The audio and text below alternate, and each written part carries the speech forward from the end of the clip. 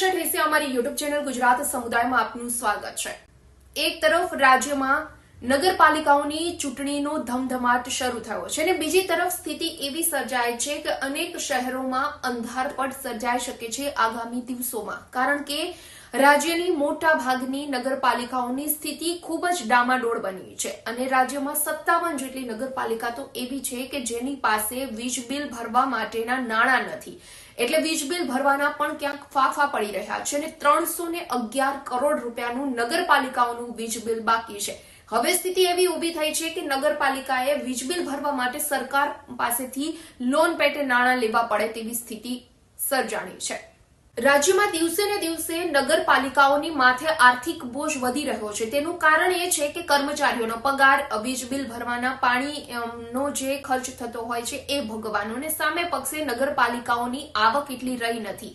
અને જેના કારણે ખર્ચ વધારે અને આવકના સ્ત્રોત નહિવત હોવાના કારણે નગરપાલિકાઓ ઉપર દિવસે ને દિવસે આર્થિક ભારણ વધતું જાય છે। તો ખુદ નગરપાલિકાના કર્મચારીઓ જ કહી રહ્યા છે કે વિવિધ વેરાની આવક પર જ પાલિકાનું જે આર્થિક તંત્ર હોય છે તે નિર્ભર હોય છે, પરંતુ ચૂંટાયેલા પ્રતિનિધિઓ ક્યાંક મતના રાજકારણના કારણે વેરાની ઉઘરાણીમાં અવરોધરૂપ બની રહ્યા છે। એટલે વેરાની ઉઘરાણીમાં જે ઢીલાસ નીતિ અપનાવી રહ્યા છે તેના કારણે નગરપાલિકાની આર્થિક સ્થિતિ આજે આવી ડામાડોળ બનતી હોય છે। એટલે કહી શકાય કે ગુજરાતમાં આજે પણ 57 જેટલી નગરપાલિકા એવી છે કે તેની પાસે વીજળીનું બિલ ભરવા માટેના નાણાં નથી અને કરોડો રૂપિયાનું વીજ બિલ નગરપાલિકાઓનું બાકી છે, જેમાં સૌથી વધારે સાવરકુંડલા નગરપાલિકાનું 46 કરોડ રૂપિયાનું વીજ બિલ બાકી છે, તો ત્યારબાદ કચ્છના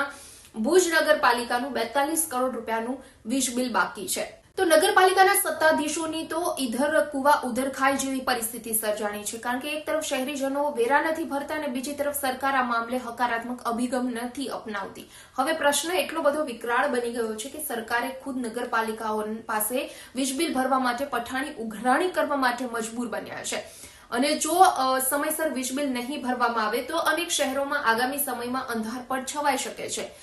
તો 57 જેટલી નગરપાલિકા એવી છે કે જેને વીજ બિલ ભરવા માટે તેની પાસે નાણાં નથી, આર્થિક સ્થિતિ ખૂબ ડામાડોળ બની ગઈ છે, કારણ કે તેની પાસે ભંડોળ નથી, વેરાની આવક નથી અને તેની સામે ખર્ચ ખૂબ વધારે થઈ રહ્યો છે અને જેના કારણે આ પરિસ્થિતિ સર્જાય છે।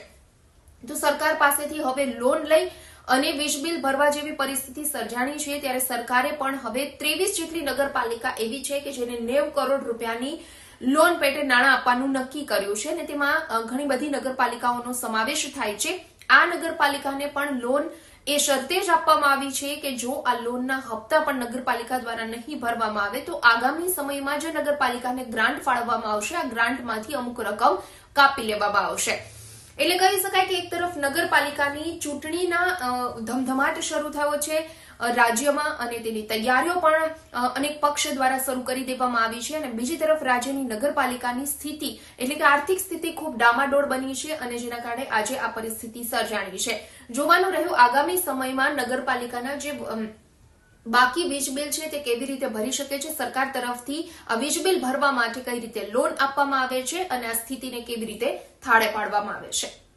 વિડીયો પસંદ આવ્યો હોય તો લાઇક એન્ડ શેર કરવાનું ભૂલશો નહીં અને ખાસ અમારી ચેનલ ગુજરાત સમુદાયને આપ સબસ્ક્રાઇબ કરી લેશો। આવતીકાલે કોઈ નવા ટોપિક પર ચર્ચા કરીએ।